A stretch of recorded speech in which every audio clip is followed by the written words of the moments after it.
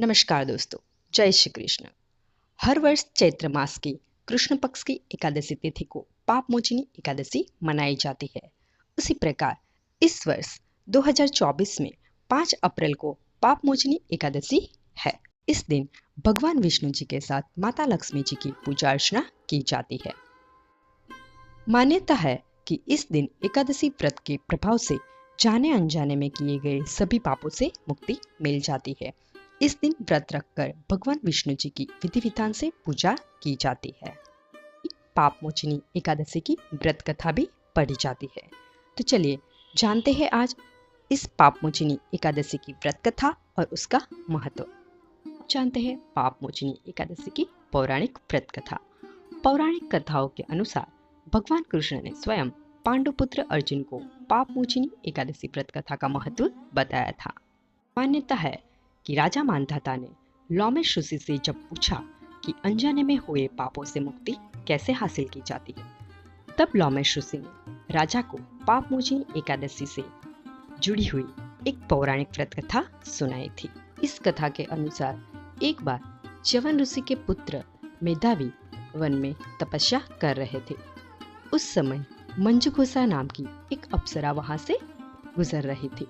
तभी उस अप्सरा की नजर मेधावी पर पड़ गई और वह मेधावी पर मोहित हो गई। उसके बाद उस अप्सरा ने मेधावी को अपनी ओर आकर्षित करने के लिए कई प्रयत्न करने के बाद भी जब सफलता ना मिली तो कामदेव भी मंजुघोषा की मदद करने के लिए वहां पर आ गए। उसके बाद मेधावी मंजुघोषा की ओर आकर्षित हो गए और वह भगवान शिव की जो तपस्या कर रहे थे वो तपस्या करना ही भूल गए। कुछ समय बीत गया। कुछ समय के बाद मेधावी को जब अपनी गलती का एहसास हुआ तो उन्होंने मंजुघोषा को दोषी मानते हुए उन्हें पिशाचिनी होने का श्राप दे दिया, जिससे अप्सरा बेहद ही दुखी हो गई और उसे अपनी गलती का एहसास हुआ और उन्होंने तुरंत क्षमा मांगी। मंजुघोषा अप्सरा की क्षमा याचना सुनकर मेधावी ने मंजुघोषा को चैत्र मास की पापमोचिनी एकादशी के बारे में बताया। मंजुघोषा ने मेधावी के कहे अनुसार विधिपूर्वक पापमोचिनी एकादशी का व्रत किया।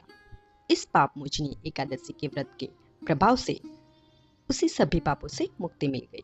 इस व्रत के प्रभाव से मंजुघोषा फिर से अप्सरा बन गई और स्वर्ग में वापस चली गई। मंजुघोषा के जाने के बाद मेधावी ने भी पापमोचिनी एकादशी का व्रत किया और अपने सभी पापों को दूर कर अपना खोया हुआ तेज वापस पाया। इस व्रत कथा के अनुसार अगर मनुष्य को अपने जीवन में किए हुए पापों को नष्ट करना है तो उसे पापमोचिनी एकादशी का व्रत अवश्य करना चाहिए। इस व्रत को करने से अपने जीवन में किए हुए सारे पापों का नष्ट होता है। तो दोस्तों, वीडियो पसंद आया हो तो इसे लाइक और शेयर जरूर करें, चैनल को सब्सक्राइब करें और मिलते हैं अगले नए वीडियो के साथ। जय श्री कृष्ण।